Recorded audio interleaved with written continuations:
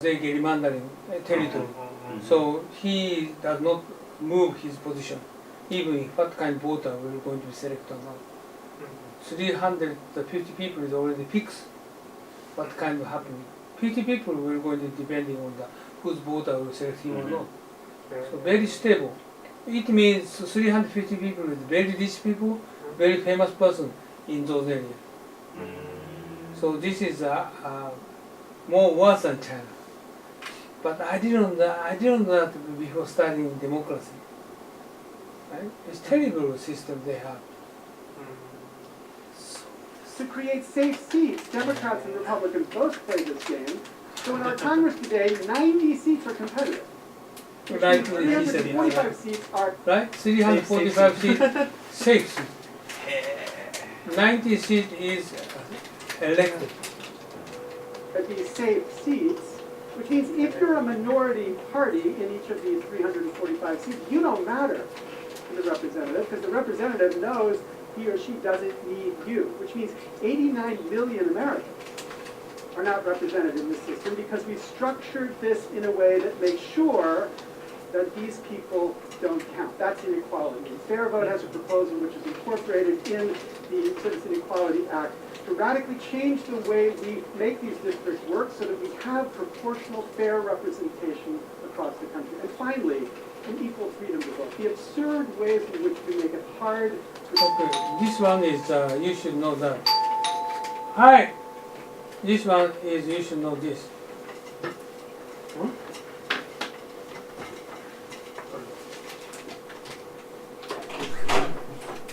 はい、どうぞ。招待じゃないよ、お前。この時間来たら有料だよ、お前。何考えてるの。じゃあ帰ります。当たり前、そうだよ、お前。8時半からだよ。わかりました。下でプラプラしてきます。コーヒーを。いいよ、いいよ。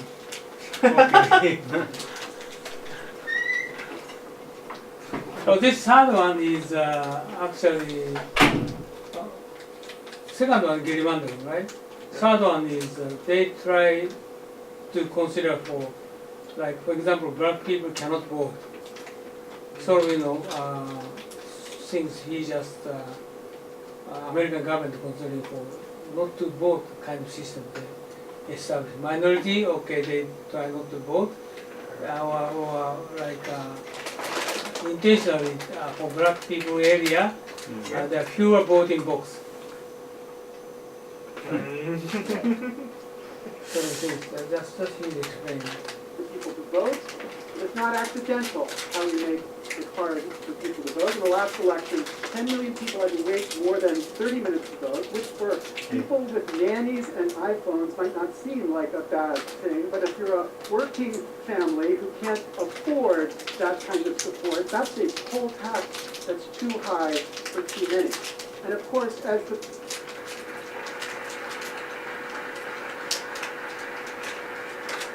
the Brennan Center found in a study that they made of this poll tax is correlated strongly with race.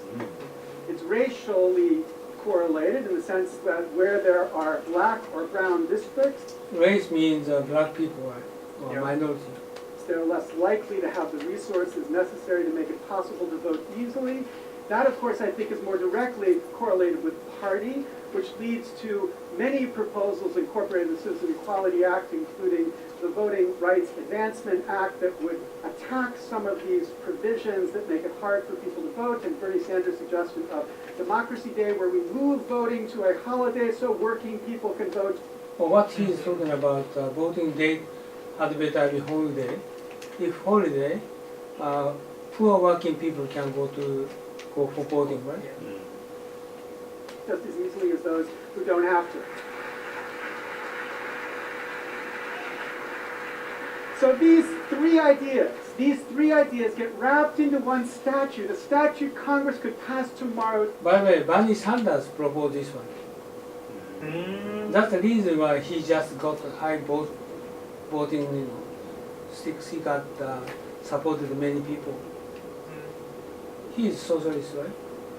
To achieve this equality, to make this representative democracy possible. Okay, now, I push this as the core fight we ought to have. People people say, well, why? There's so many issues out there. Why would you pick this one to push? And there's a practical reason. The practical reason is we will get nothing from this government till we get this. You want this government to address the problem of climate change, we will not get... You understand, right? Without this kind of three issues, what kind of proposal for through ordinary people? None of things the government will go to handle, like he said, climate change. Climate change legislation address this fundamental inequality in this broken democracy. You want Congress to address the problem of Social Security, to make sure that there is Social Security. We will not get a government to address that problem until we fix this democracy. You want Congress to address the problem of student debt. We are not going to address the problem of student debt until we address this problem of democracy. So it's not that this is the most important issue. It's not those issues are the most important issue. This is just the first issue. This is the issue we've got to solve if we're going to have any chance to solve the long list of critical problems that we as a nation must address.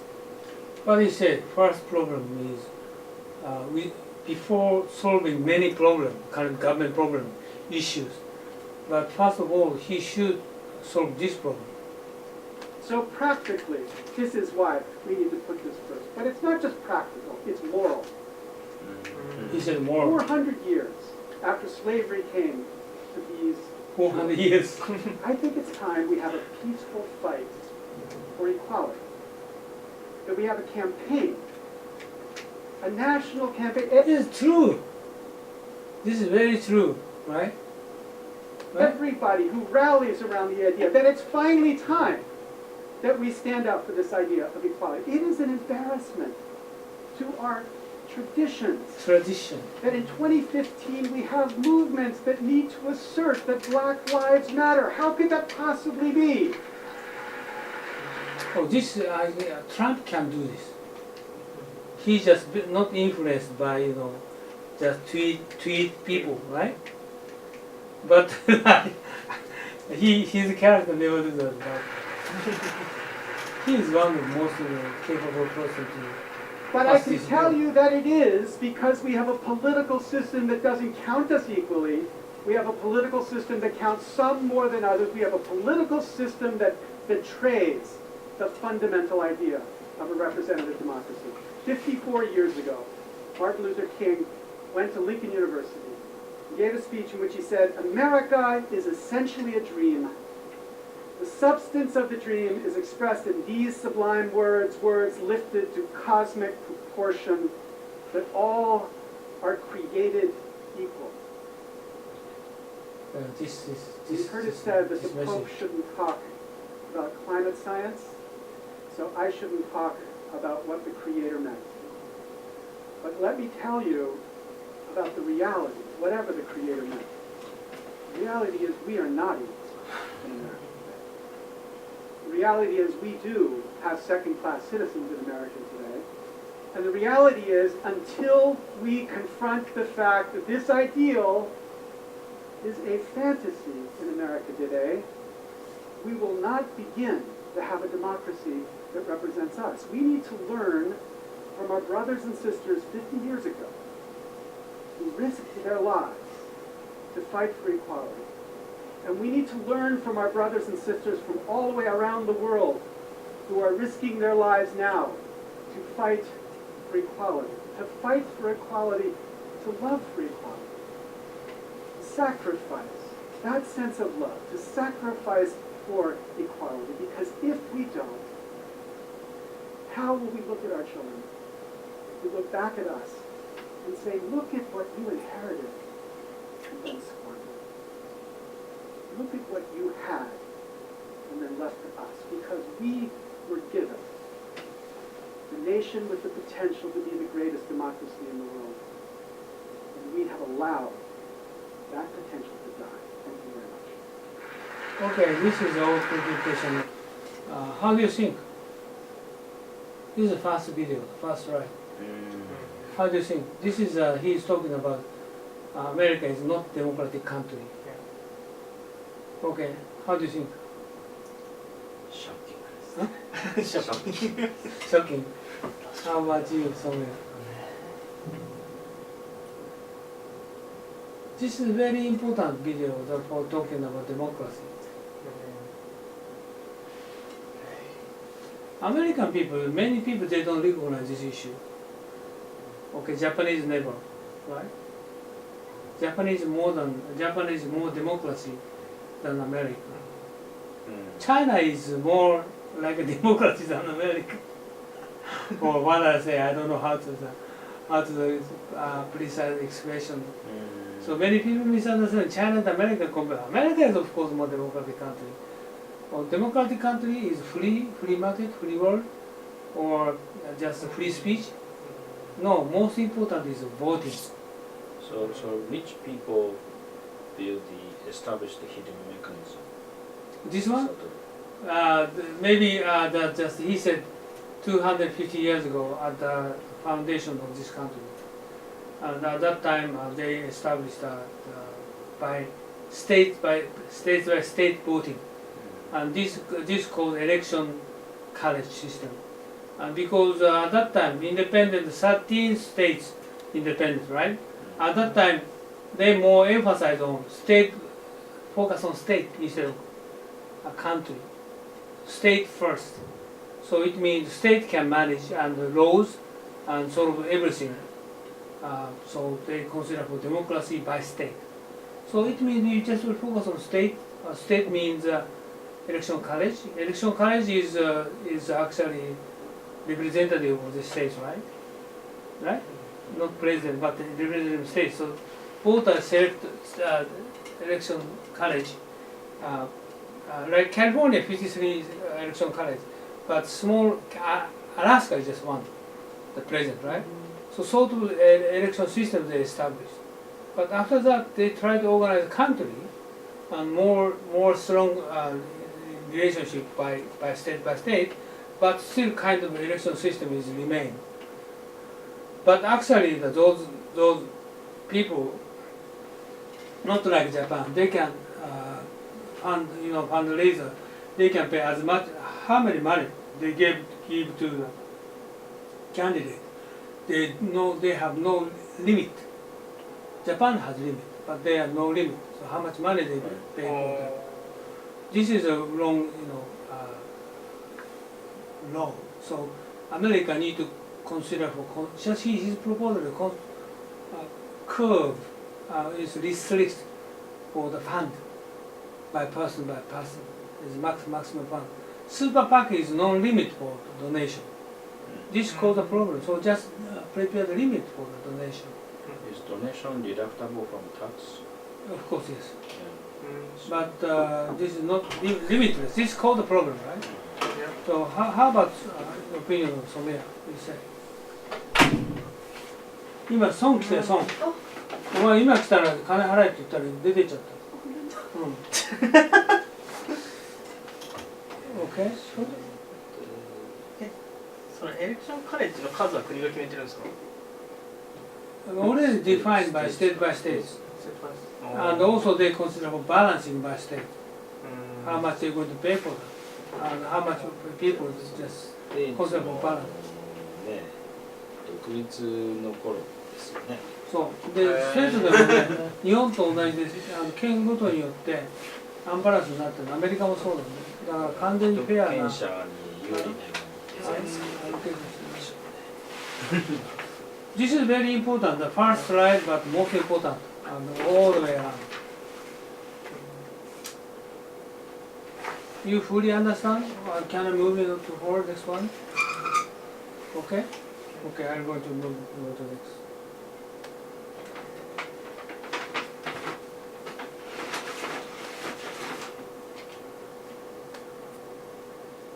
Okay. So next is ranking index 2015 scoring. How the index works, a total of 60 questions are asked within 5 categories. That's what I explained the first slide. So some questions are weighted as the more important than the others, including national elections free and fair,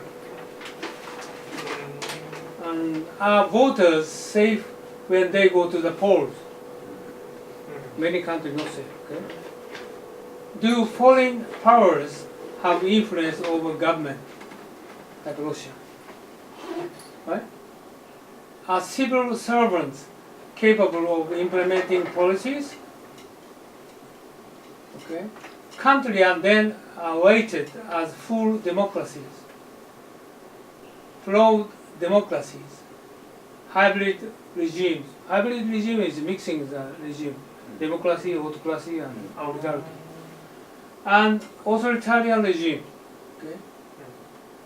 There were found to be 25 full democracies, 25 full democracy countries, 52 flawed democracies, 39 hybrid regime, and 51 authoritarian states. Okay? Just I picked up some of those.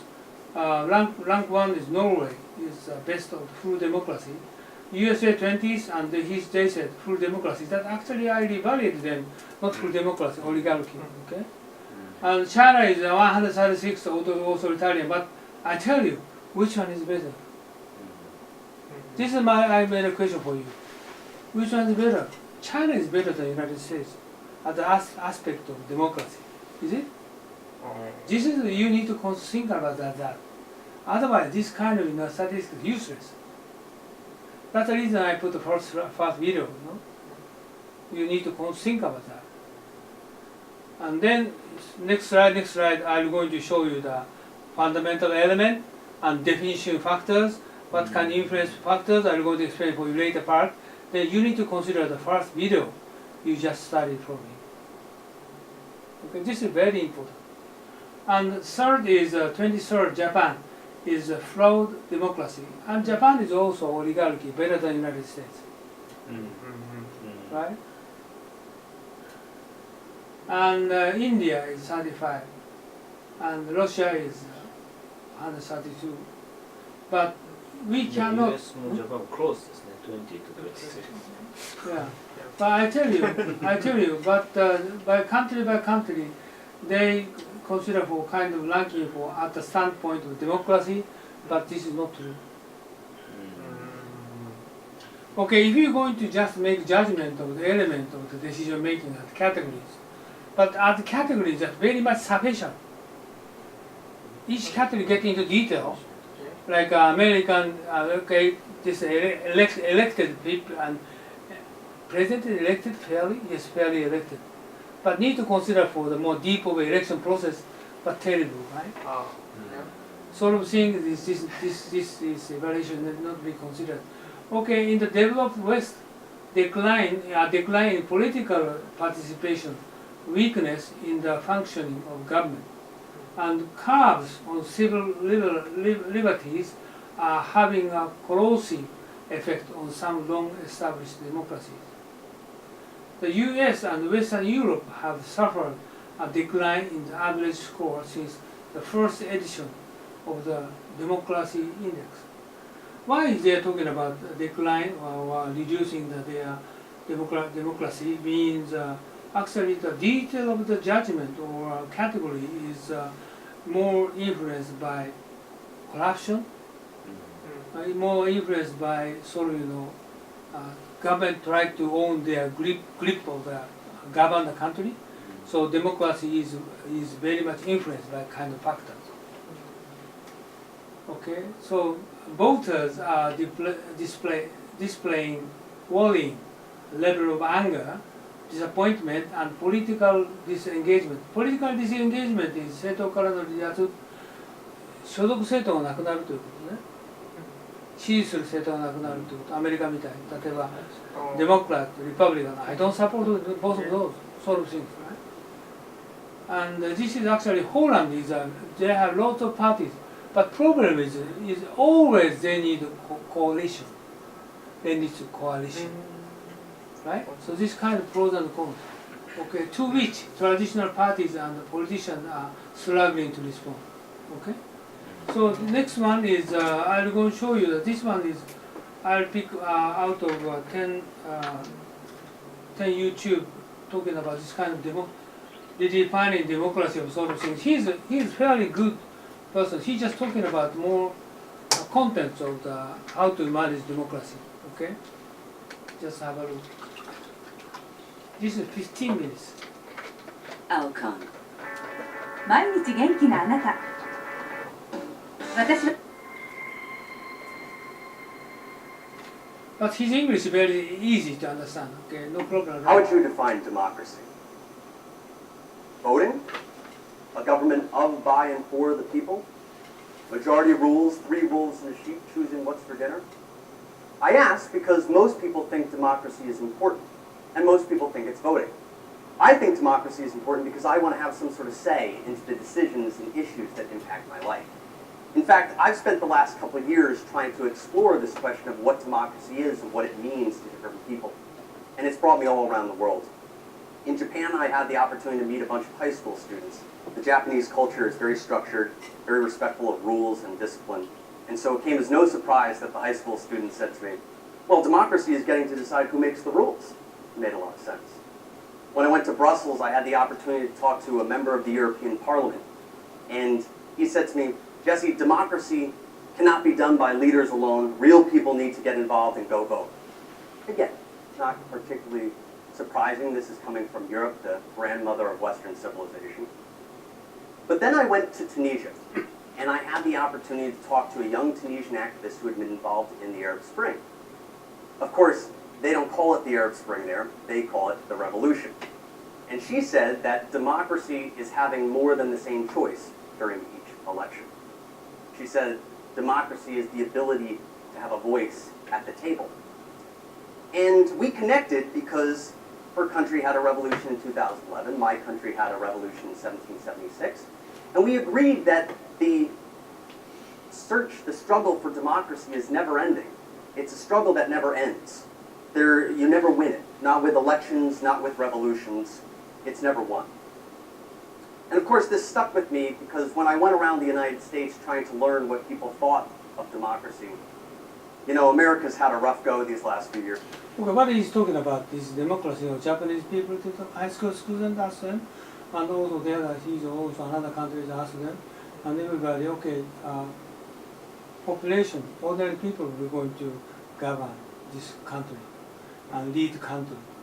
And Tunisia is also, this is Arab Spring. And they said the evolution. They said, okay, all people will going to control our evolution.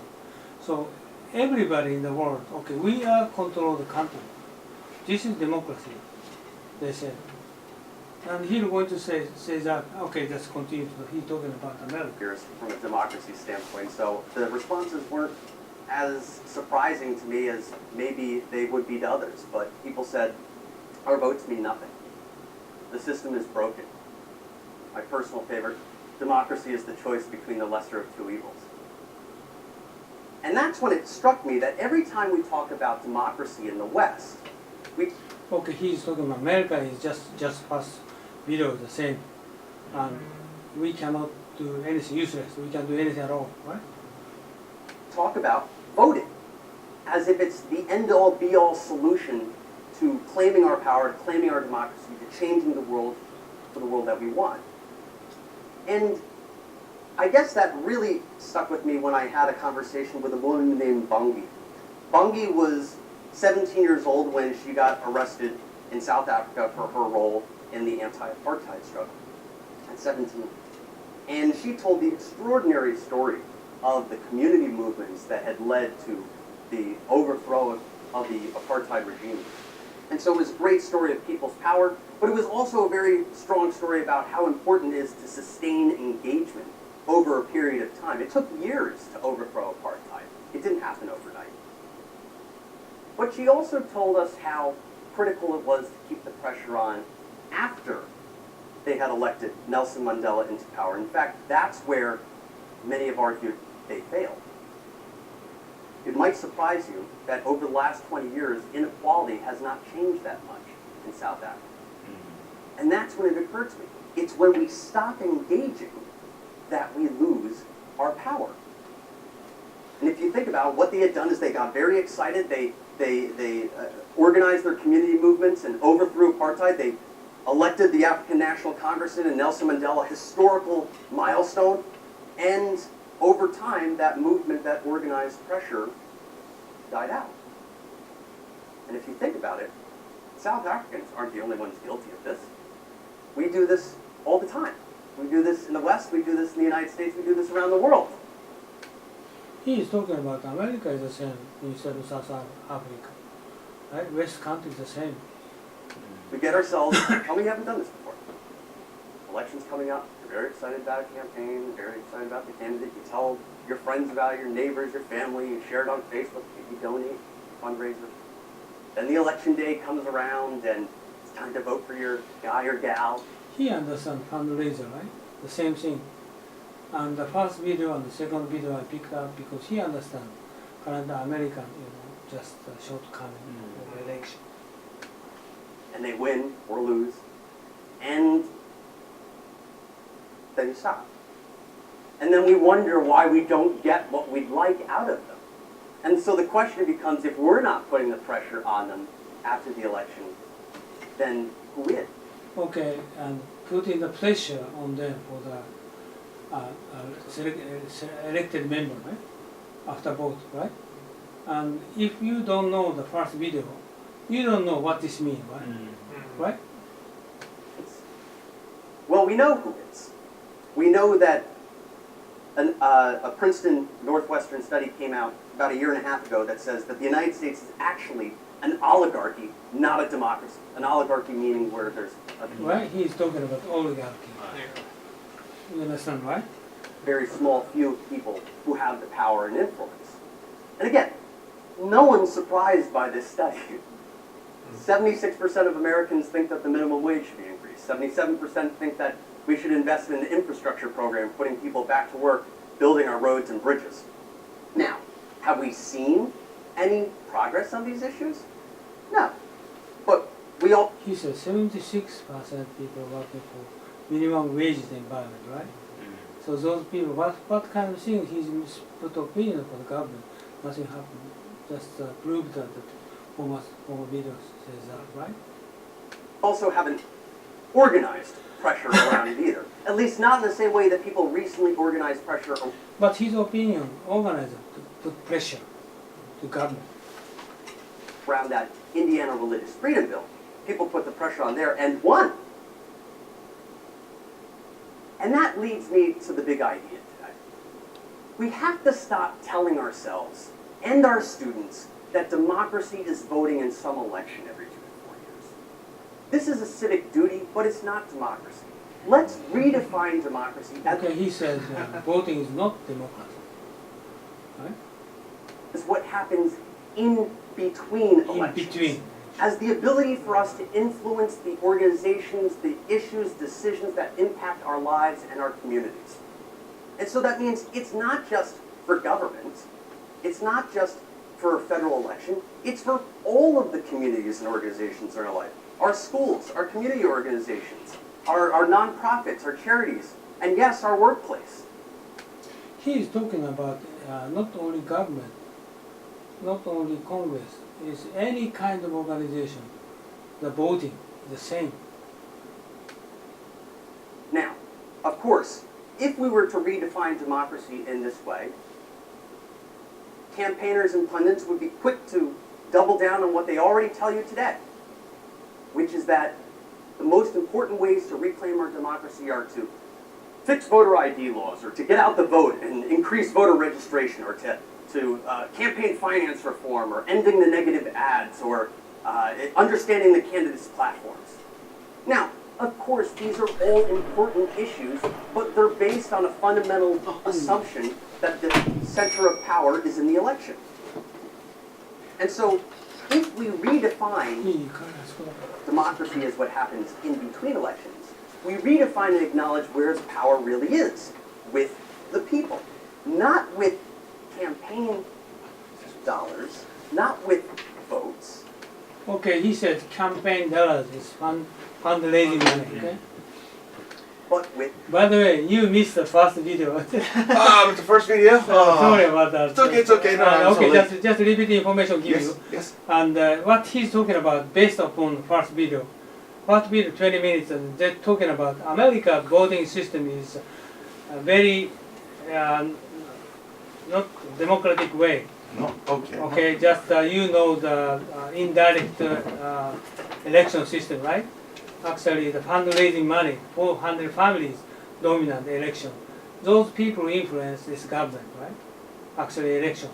So Okay. this is not good. So the first speaker is, he said, we need to, just eliminate kind of, unfair or rich people dominant the government. So they need to eliminate kind of system, the first speaker. His second speaker, he is based upon this kind of opinion. He said, okay, what we going to do? He's talking about now. He is now proposing us about how going to attain the democracy. And he said like people not with campaign dollars means, campaign dollar means, okay, just fundraising money. It's not, people not with campaign dollars. That's the reason he said no. Not with vote is, it means voting does not effective, right? So they need to change the system. Real people. And So so, okay, with real people, okay, with real people need to influence for the government or Congress or president. of course, in this way of looking at democracy, what do elections become? Elections become a mechanism for accountability, for leadership accountability, not as a handover of power, but rather a way of keeping our leaders accountable to the voice of the people, to the pressure that we leverage on them in between elections. Now, don't get me wrong. Open and free elections are crucial to any democracy. But in this model, we can realize that we have power in between the elections as well. Okay, so that's the reason he said not voting. He said we need to put power in between the elections. Okay? So what stands in our way? Well, the number one thing, of course, is time. In your average work week, work, family, friends, maybe a little bit of self-entertainment if we can squeeze it in. If Jack and Jane are going to be involved in between the elections, it better be simple, it better be meaningful, it better be valuable, and it better be flexible, because they just don't have the time. And that's what leads me to my second point. If we redefine democracy as what happens in between elections, then we also need to purposely commit to building and adopting the leadership practices, the infrastructure, the tools, the engagement culture to engage in between those elections. Now, this is important for three primary reasons. The first is that people are already gaining a sense of engagement and participation in other areas of their life, right? We can Yelp a restaurant. We can Airbnb a room. We can Uber a taxi. We can Angie a babysitter, right? There's a sense of participation and engagement. But when it comes to government and our community organizations, that isn't there. And so this participation, I'm arguing, is becoming less of an option and more of a requirement because there's an expectation.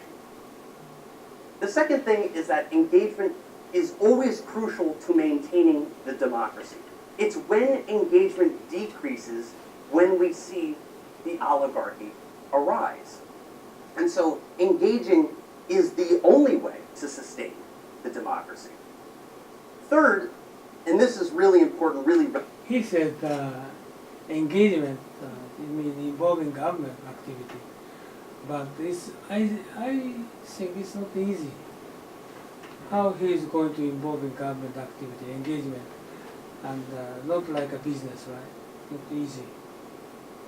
So Sorry, what is the oligarchy? oligarchy is 加藤政治。加藤政治、2人とか3人が国を治める。だからアメリカはオリガルキー。要するに金持ちが国を支配しているオリガルキー。ロシアとかロシアオリガルキー。Okay? relevant given these times. We're seeing how important it is to make sure that we don't let the gap between leaders and communities get any wider. All over the world, certainly all over the country, we're seeing example after example after example of gaps between leaders and communities. Watching the recent Baltimore riots with white... What he's talking about, the very good example is South Africa. And they eliminate the gap of white and black, right? Mm-hmm. But this is very, very difficult. This takes South Africa is more than 50 years. More than 50 years. But the first speaker said, okay, we're going to change the system. The first speaker is more attainable. And pass a bill, okay, just limit fundraising. Like you don't donate for more than $10,000, immediately eliminate 400 families, right? Sort of things, the first speaker is more accurate. But he is talking about more, just on the ground level of activity, right? Like watching Mad Max on CNN. And then it's because, among many other reasons, there's a gap between leaders and communities. So this gap needs to be addressed, because with that gap comes a striking sense of a lack of accountability. And with the lack of accountability, we can't have trust. If we can't have trust, engagement goes down, power consolidates to a few, the oligarchy arises, and in some cases, institutions crumble altogether. So, what do we need to actually create this sort of enabling infrastructure for engagement in between elections?